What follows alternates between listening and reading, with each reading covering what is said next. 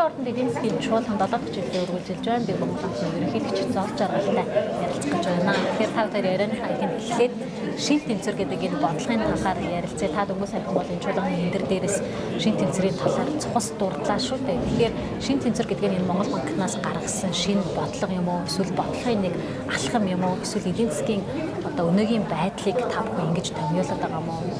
Юу бид нар шин тэнцвэрээс юу ойлгох ёстой вэ? Шин тэнцвэрүүд маань одоо загвар гэсэн үг л дээ. Тэр нь Монгол улс яг ямар эдийн засгтай байвал энэ эдийн засгийн зөв юм бэ гэдэг. Одоо нэг юм бол баталгаатай болчихлоо, тодорхой болчихлоо шүү дээ. 90% уул уурхай хамааралтай зөвхөн гадаадын хөрөнгө оруулалтаас өсөлт нь хамаардаг. Тэдний импортоос төлж байгаа татвараас нь төсөв нь хамаардаг. Тэрийн зөвхөн халамжлууд хараадаг. Энэ халамжийн дэмжсэн зээлийн бодлого банкудаас явдаг байх юм бол энэ өөрөө 2 жилийн дотор хөөс болоод алга болчтой байна гэдэг маань тодорхой боллоо шүү дээ. Тэгэхээр нэгэнт ийм замаар нэгэнт ямар ч улс явж болдгоогоос хойш бид нар чинь 2 жилийн өмнө энэ уул уурхай өсөлтөө, энэ үнийн өсөлтүүдийг, энэ гадаад хөрөнгө оруулалтуудыг мөнхийн юм шиг ингэж одоо халамж болгоод тарааж өглөө шүү дээ. Жилд нэг цахилгаан станц тарааж өгöd байсан хүмүүс шүү дээ. Тэгэхээр энийгээ эргээд дундад давхаргын хөрөнгөлүүлдэг. Одоо энэ орон сууцаар дамжаад цалин орлого энийг дэмжсэн бодлого болгож хөргөж өгөх юм бол нөгөө талдаа экспортоо дэмжсэн бодлого болгож өгөөд Монгол улсын гадаад тэнцвэрээ ямар ч байсан ашигтай болгох. Жил болгон ашигтай гардаг байх. Монгол улсын төсвөө өөрөө алдагдaltaгүй байх. Хувийн секторынхаа мөнгийг булааж хэрэглэдэггүй байх. Тэгээд дээрэс нь инфляц намдуур төвшөнд байх. Иргэдийн цалин өсөөлөдөг, барааны үнэ өсөөлөдөг энэ чөтгөрийн тойргоос гарах. Нэг ёсны эрхчил одоо гэдэг сургууль, эрчим хүч энэ салбаруудад чинь одоо гэдэг үнэ өсөж байгаа бол тэр нь үнэхээр бүтээмж, хөдөлмөрийн бүтээмж чанар сайжирж өсдөг баг. Зөвхөн үнийн үнэлэлтээс биш. Одоо чинь бид нар ярьдаг л чинь цалин яагаад өсөх ёстой юм бэ гэж. Барааны үнэ өссөн учраас тайлбарладаг байлаа шүү дээ. Одоо бол мэдээж цалин яагаад өсөх, барааны үнэ хаана ямар бараа өсчих вэ гэж харах юм бол импортын бараануудын үнэ сүүлийн 3 жилийн дотор өслөө шүү дээ. Гэтэл сүүлийн жил агсын дотор арай гайгүй доктортай. Гэтэл ерөнхийдөө өсөлттэй. Дотоодын барааны бүтээгдэхүүн нийт хэрэглээнийхээ сагсаар аваад үзэх юм бол одоо бол сүүлийн 12 сарын дотор 2% болчихлоо шүү дээ инфляц маань.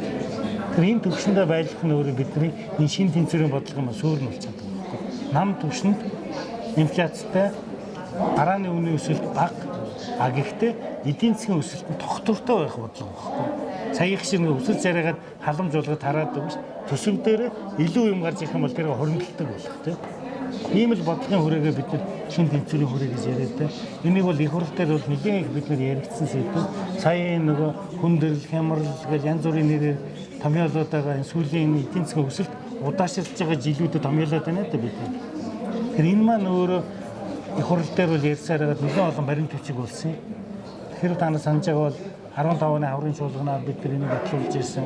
За дээрээс нь сая 15 оны намрын чуулганаар мөнгөний бодлого хэлэлцүүлж явах үед бид нар энэ шин тэнцвэрийн загвараа танилцуулж ирсэн.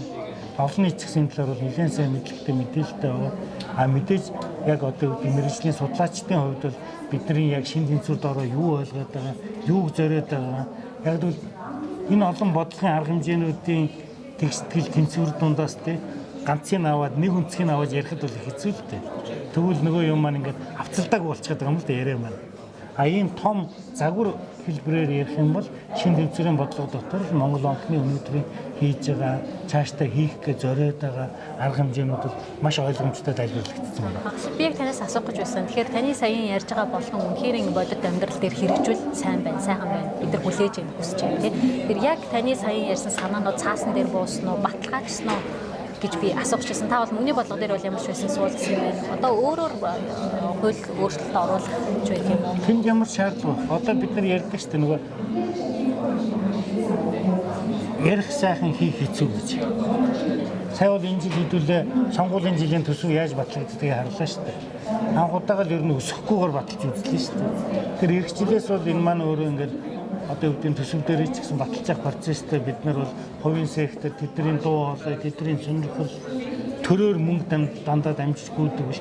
Хувийн сектороос тэр зээлийн орон зайг нь булааж аваад энэ шүү дээ. Тэгэхээр сая засгийн газар маань гадаадаас мөнгө зээлээд тэргөөр засгийн газрын дотоод өрөө төлөхөөр хувийн секторт очих төгрөгийн их усүр нэмэгдэж байна гэсэн үг шүү дээ. Энэ процессыг эргүүлж байгаа маань өөр энэ шинэ тэнцвэрийн бодлогын алхмууд шүү дээ. Маш олон алхам, маш олон одоо үйлдэлүүдийн санхүүгийн зах зээл эдийн засаг дотор хийгдэх гэсэн үг шүү дээ. Ойрын ирээдүйд Иргэдэд эхэлсэн одоо ингэж хаашаа үргэлжлэж явж тэр бид нар энэ сонгуулиар бид нар альва нэгэн тийм эдийн засгийн зайлшгүй их арга хэмжээ чинь улс төрөөс хамааралгүй шүү дээ. Эдийн засаг ямар байх нь улс төрөөс хамаарал бол ер нь энэ удаад бол сонгуул гэдэг жилээрээ бид нар ялгаад байгаа юм биш үү гэж. Хамгийн гол нь хийх ёстой ажил хийгддгээрээ хийгдэн шүү дээ. та сая засгийн газрын зээл гэж хэллээ. Тэгэхээр өчигдөр авсан 500 саяын бондыг хэлж гэнэ үү? Энэ мөнгийг юунд зарцуулах вэ? Хүүн Саяын 500 сая доллар нэмээд түрүүн 250 сая доллароос зээлсэн тэрийг ярьж байна. Дээрээс нь засгийн газрын баталгаагаар бид нар энэ шатхуунаа хаврын зээлээр аваад намран төлдөг ийм схем рүү бас шилжиж байна. Тэрийг болгон ч өөрөө нийлээд энэ хавар ирдэг нөгөө валютын том ачаал дээр нь дэм болох учиртай. А явандаа энэ маань өөрөө шинэ бодлогуудын маань суур санхүүжилтэн болох учиртай байсан. Тэгэхээр энэ болгон бол эдийн засгт бол эрг нөлөөгөө өгөөд эхэлж байна л да. Тэгэхээр малчтын зээлтэй холбоотой бас нэг зүйлийг би танаас асуух гэж байна. Тэгэхээр үйлдвэрлэл эрхлэх малчтад бол 10% жилийн 10% хүүтэй зээл олох шийдвэрийг төрийн банкнаас гаргаад олгоод эхэлж гэлээ. Эхний малчт маань зээлээ аваад эхэлсэн байна. Тэгэхээр энэ зээл бол хөдөө аж ахуйн салбарыг дэмжих ас хэцтэй тийм ээ монтаж ирэх өөр зорилгод агуулсан байгаа. Гэхдээ зээлийн санхүүжилтийг сангийн амнаас шийдвэрлэнэ гэж төрийн банкны захирал хэлсэн л дээ. Тэгэхээр сангийн амнаас яг эхний ээлжинд ямар хэмжээний санхүүжилтийг төрийн банк руу шилжүүлэх юм бол энэ зээлийн эрсдлийг та юу гэж үнэлж байна? Тэгэхээр малчин болгон үйлдвэрлэгч гэдгийг бол бид нар мэднэ. Гэхдээ малчин болгон бас яг хариуцлагатай зээлдэгч байж чадахгүй гэдэг нь бас эргэлзээтэй тийм. Тэг яг таны яриад байгаас идэвхтэй бид нар олон жил хөдөө аж ахуй дээр ажиллаж үзлээ л дээ. Хөдөө аж ахуйн нийт экспорт нь 300 сая доллартай л яваад байлаа. Нийт сүлжээгээ, борлуулалтын сүлжээг бол бид нар урд төршийнхөө чинжүүдэд өгсөн шүү дээ ер нь. Иймэрхүү хэлбэрээр л хөдөө аж ахуй маань явсан. Тэгээд нэг халамж хэлбэрээр нэг хэдэн өрөг өгдөг. Тэрийг л бид нар хөдөө аж ахуйг нэрлэж яваад байлаа шүү дээ. Тэгэл нэг одоо юу гэдгийг цаг агаарын бэрхшээл ирсэн иймэрхүү амьдралтай.